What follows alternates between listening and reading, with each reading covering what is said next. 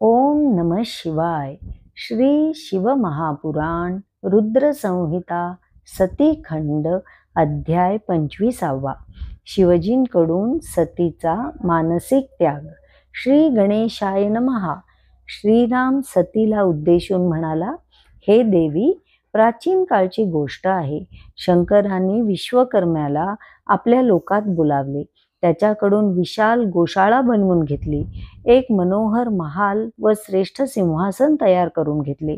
शिवाय गणपतीसाठी परम अद्भुत छत्रही बनवून घेतले. त्यानंतर त्यांनी देव, सिद्ध, गंधर्व, नाग व गण यांना बोलावून घेतले. त्यांच्या निमंत्रणावरून देव, उपदेव, देवता, अप्सरा, मुनिजन, श्रेष्ठ ऋषी, ब्रह्मदेवांचे मानसपुत्र, नागकन्या आदी सर्व मंडळी मांगलिक वस्तू घेऊन तेथे आली. संगीत तज्ज्ञ आले, गायनाचार्य आले, वीणा, मृदुंग आणि नाना प्रकारची मंगलवाद्ये वाजवू लागली. गीत, नृत्यादिकांच्या कार्यक्रमाने मोठा उत्सव सुरू झाला. राज्याभिषेकास लागणारी द्रव्य सामग्री, औषधी, तीर्थांनी भरलेले 5 घट याशिवाय अन्य दिव्य साहित्यही पार्षदांना सांगून मागवण्यात आले. वेदमंत्रांचे घोष होऊ लागले. देवी, श्रीहरींच्या भक्तीने महादेव फारच प्रसन्न झाले होते. त्यांनी श्रीहरींना मोठ्या प्रेमाने वैकुंठाहून बोलावून घेतले. एका उत्तम मुहूर्तावर त्यांना सिंहासनावर बसवले. सर्व प्रकारच्या आभूषणाने विभूषित केले. त्यांच्या मस्तकी दिव्य मुकुट ठेवला. त्यांचे अपार कौतुक केले. त्यांना स्वहस्ते अभिषेक केला आणि जे त्यांनी दुसऱ्याला कधीही दिले नाही ते स्वतःचे सर्व ऐश्वर्य त्यांना प्रदान केले. भक्तवत्सल शिवजींनी श्रीहरींची मुक्त कंठाने स्तुती केली. मग ते ब्रह्मदेवांना म्हणाले, लोकेश, आजपासून हे श्रीहरी मला वंदनीय आहेत. तुम्ही सर्व देवांनीही यांना वंदन करावे. माझ्या आज्ञेने वेदही श्रीहरींच्या यशाचे वर्णन करतील. ते ऐकून सर्व देव आश्चर्याने थक्क झाले. ब्रह्मादी देवता, मुनी, सिद्ध यांनी अत्यंत आदराने श्रीहरींना नमस्कार केला. शिवजींनी सर्वांना विष्णूंची थोरवी सांगितली. प्रसन्न होऊन त्यांना अनेक वर दिले. ते म्हणाले, श्रीहरी, तुम्ही आजपासून माझ्या आज्ञेने सर्व लोकांचे स्वामी आहात. तुम्हीच कर्ता, भर्ता, हर्ता आहात. धर्म, अर्थ, काम आणि मोक्ष या चतुर्विध पुरुषार्थाचे तुम्हीच अधिष्ठान आहात. तुम्ही जगदीश, जगतपूज्य, महाबली व पराक्रमी व्हाल. युद्धामध्ये तुम्हाला कोणीही जिंकू शकणार नाही. कधी कधी मलाही तुमच्याकडून हार पत्करावी लागेल. अधर्म करणाऱ्यांना तुम्ही शासन करावे. माझ्या त्रिविध शक्ती ग्रहण करून तुम्ही अनेक लीला कराल. तुमचा प्रताप त्रैलोक्यात दुमदुमेल. जे तुमचा द्वेष करतील त्यांना मी शासन करीन, त्यांचे पारिपत्य करीन. तुमच्या भक्तांना निर्वाणपद देईन. देवसुद्धा ज्या मायेचा भेद करू शकत नाहीत ती माझी मायाही तुम्ही ग्रहण करा. तिच्यामुळेच हे विश्व चिद्रूप नाही असे भासते. ब्रह्मदेव माझा उजवा बाहू आहेत. तुम्हीच याचे उत्पादक व रक्षक व्हाल. माझ्या हृदयातून उत्पन्न झालेले रुद्रदेव माझेच रूप आहेत. ते तुम्हा दोघांना पूज्य होतील. तुम्ही येथे स्थित होऊन विश्वाचे पालन करा. माझ्या लोकात तुमच्यासाठी निर्माण केलेले हे परम उज्ज्वल स्थान गोलोक म्हणून प्रसिद्ध होईल. हे स्थान महासमृद्धिकारक होईल.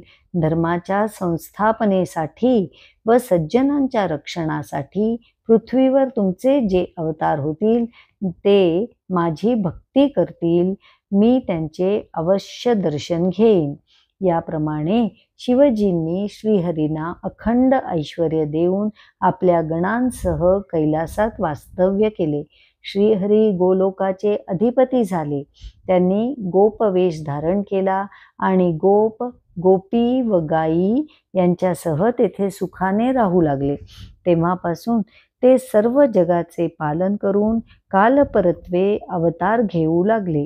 देवी, या समयी श्रीहरींनी राम, लक्ष्मण, भरत आणि शत्रुघ्न असा चतुर्विध अवतार धारण केला आहे. या 4 भावंडांमध्ये मी मोठा आहे. माझे नाव राम. पित्याच्या आज्ञेने सीता व लक्ष्मण यांना घेऊन मी वनात आलो, पण दैववश पत्नी विरहाने दुःखी झालो आहे. तिला राक्षसाने हरण केली आहे, म्हणून मी भावाबरोबर हिंडून तिचा शोध घेत आहे. माते, आज अनायासे तुझे दर्शन झाले, त्यामुळे मला अगदी कृतकृत्य वाटत आहे. आता तुझ्या कृपेने सर्व ठीक होईल, मंगल होईल असा मला विश्वास वाटतो. मला सीता अवश्य प्राप्त होईल आणि माझ्याकडून त्या दुष्ट राक्षसाचा नाश होईल, यात संशय नाही. तुम्ही दोघांनी माझ्यावर कृपा केली, हे माझे सौभाग्य. ज्याच्यावर तुमची दयादृष्टी असते तो पुरुष धन्य होय. रामाने त्या कल्याणमयी सतीला नमस्कार केला आणि तिच्या आज्ञेने वनात निघून गेला. जितेंद्रिय रघुनाथाचे बोलणे ऐकून तिने मनोमन त्याची प्रशंसा केली. तो विष्णूचा अवतार आहे हे निर्विवाद स्पष्ट झाले होते. आता पतीवर अविश्वास दाखवला याची तिला खंत वाटू लागली. मी स्वामींचे ऐकले नाही, रामचंद्रांची कुचेष्टा केली. आता त्यांना काय उत्तर देऊ, त्यांना कशी सामोरी जाऊ, अशा अनेक विचारांनी तिचे मन उदास झाले. तिला पश्चाताप वाटत होता. ती जड पावलांनी माघारी वळली. वडाखाली भगवान शंकर तिचीच वाट पाहत होते. ती निस्तेज होऊन परतली. शिवजींना नमस्कार करून उभी राहिली. तिच्या मुखावरील विषाद पाहून त्यांना जे समजायचे होते ते समजले. त्यांनी तिला रामाचे कुशलवृत्त विचारले व प्रेमाने म्हणाले, काय रामचंद्राची कशी परीक्षा घेतलीस? तिने मान खाली घातली व म्हणाली, मी काहीच परीक्षा घेतली नाही. मग मौन धारण करून ती तशीच उभी राहिली. शिवजींनी अंतर्ज्ञानाने सर्व प्रकार जाणला. त्यांचे मन विषण्ण झाले. पत्नीने अविश्वास दाखवल्यास तिचा त्याग करावा या विष्णू वचनाचे त्यांना स्मरण झाले. तसेच ब्रह्मादिकांपुढे स्वतः केलेली प्रतिज्ञाही आठवली. सतीने माझे बोलणे अव्हेरून मोठाच अपराध केला आहे. आता मी तिच्यावर पूर्वीप्रमाणेच प्रेम करत राहिलो, तिचा त्याग केला नाही तर माझी प्रतिज्ञा भंग होईल. मी धर्मवक्ता आहे, धर्मकर्ता आहे, मला धर्माचे रक्षण केलेच पाहिजे असा विचार करून त्यांनी मनोमन तिचा त्याग केला आणि कैलासाकडे निघाले. त्यावेळेस आकाशवाणी झाली, हे परमेश्वरा, आपण धन्य आहात. आपल्याप्रमाणे प्रतिज्ञा पालन करणारा अन्य कोणीही नाही. आपण महायोगी आणि महाप्रभू आहात. ही आकाशवाणी सर्वांनी, विशेषतः सतीने ऐकली.